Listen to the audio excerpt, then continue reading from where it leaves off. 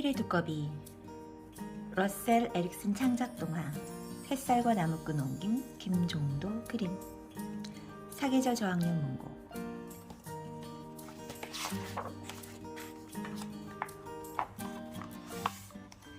바람 부는 겨울밤, 하늘엔 수많은 별들이 초롱초롱 빛나고 눈 쌓인 땅 저 밑에서는 두꺼비 형제가 말다툼을 하고 있었습니다. 두꺼비 형제는 아늑한 집에서 단 둘이 살고 있었어요. 동생 워터는 청소를 맡고 형 모터는 먹을 것을 만들었습니다. 둘 다 맡은 일을 잘 해냈지요. 말다툼을 하게 된 것도 사실은 모턴이 과자를 너무 맛있게 만들었기 때문이랍니다. 둘은 저녁을 푸짐하게 먹고 나서 느긋하게 후식을 먹고 있었어요. 모턴이 클로버꽃 차를 따를 때 워턴이 말했습니다. 이렇게 맛있는 딱정벌레 과자는 처음이야. 고마워. 틸리아 고모도 틀림없이 맛있어 하실 거야. 그러시겠지. 모턴도 맞장구 쳤습니다. 그러자 워턴이 말했어요. 나 이번 주에 고모한테 딱정벌레 과자를 갖다 드릴 테야. 이 말을 들은 모턴은 엉겹결에 차를 엎지르고 펄쩍 뛰어오르다가 천장을 들이받고 말았습니다. 아니 그걸 말이라고 해? 모턴은 침을 튀기며 말했지만 워턴은 아무렇지도 않게 되물었습니다. 어때서? 밖은 지금 한겨울이야. 모턴은 갈라진 천장 틈새를 가리키며 말했습니다. 저 위는 춥고 눈이 쌓여 있단 말이야. 두꺼비라고 눈을 씻고 찾아봐도 없을 거라고. 워턴이 울먹울먹 울상짓는 것을 보고 모턴은 말을 너무 심하게 했구나 싶었습니다. 워턴, 그런 생각을 한 건 기특해. 하지만 두 가지 문제가 있어. 우선 땅 위로 나가면 몸이 꽁꽁 얼어버릴 거야. 게다가 눈밭에서는 발짝발짝 뛸 수도 없잖아. 워턴은 한숨을 내쉬고는 팔짱을 낀 채 몸을 한껏 젖혔습니다. 모턴은 워턴이 생각에 잠겨 있다는 것을 알았습니다. 워턴은 뭔가 생각을 할 때면 늘 한눈씩 번갈아 꿈뻑거린답니다. 이제 워턴의 눈이 꿈뻑이기 시작했습니다. 처음엔 꿈뻑, 꿈뻑, 그리고 나서 꿈뻑, 꿈뻑. 마구마구 꿈뻑거리더니 워턴의 얼굴에 한박 웃음이 환하게 번졌습니다. 알았다. 어떻게 하면 좋을지. 워턴이 소리쳤습니다. 어떻게 할 건데?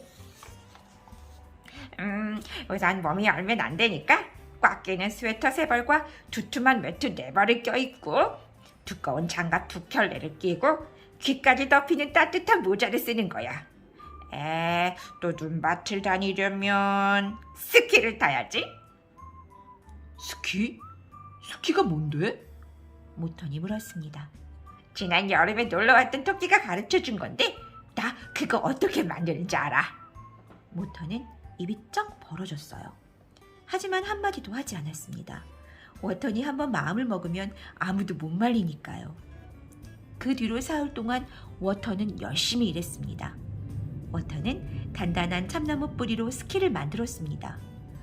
다 만들어진 스키는 누구라도 탐낼 만큼 미끈했습니다. 탄탄하고 반듯하고 비단결처럼 매끄럽게 닦여 있었지요. 워터는 고슴도치 가시로 스키봉을 만들고 도롱뇽 가죽으로는 스키 묶는 끈을 만들었습니다. 수요일 아침, 워터는 툴리아 고모 댁으로 떠날 채비를 했습니다. 이 옷 저 옷 껴입는 데만도 한참이나 걸렸습니다. 마지막으로 워터는 모턴이 만들어준 조그만 배낭을 맸습니다.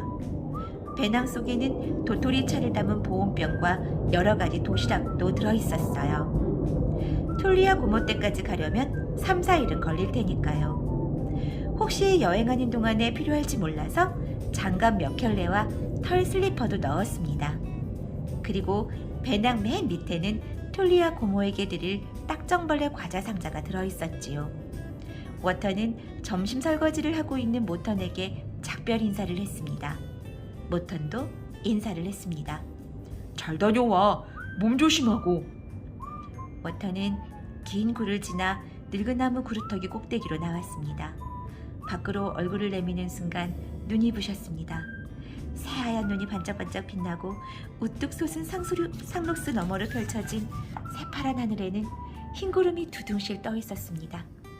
흰 메스는 이 가지에서 저 가지로 포로로 날아다니며 즐겁게 지저귀고 있었고요. 이야, 정말 아름답다. 하지만 어서 가야 돼.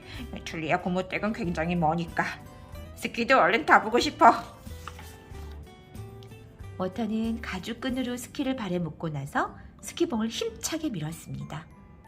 그 순간 스키가 엉키면서 눈밭에 대굴대굴 구르고 말았습니다. 워터는 발딱 일어나 다시 스키를 탔습니다. 이번에는 훨씬 멀리 나아갔지만 이내 눈을 파헤치던 청설모와 부딪히고 말았어요.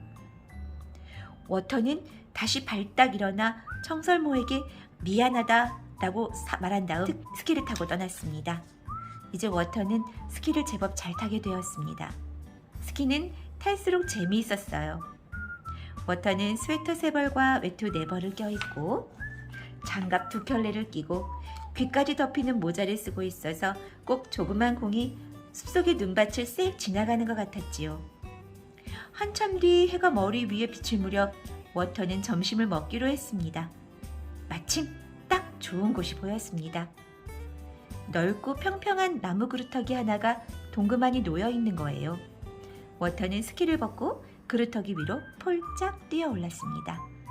그리고는 도시락을 꺼내고 따끈한 도토리차를 따랐어요. 샌드위치 2개를 먹어 치우고 모기 파이를 한 입 베어 물려는 순간 어디선가 이상한 소리가 들렸습니다.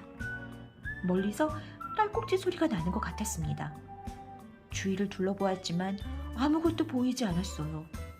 다시 파이를 먹으려는데 또 딸꾹질 소리가 들렸습니다. 이번에는 그루터기 밑에서 나는 것 같았습니다.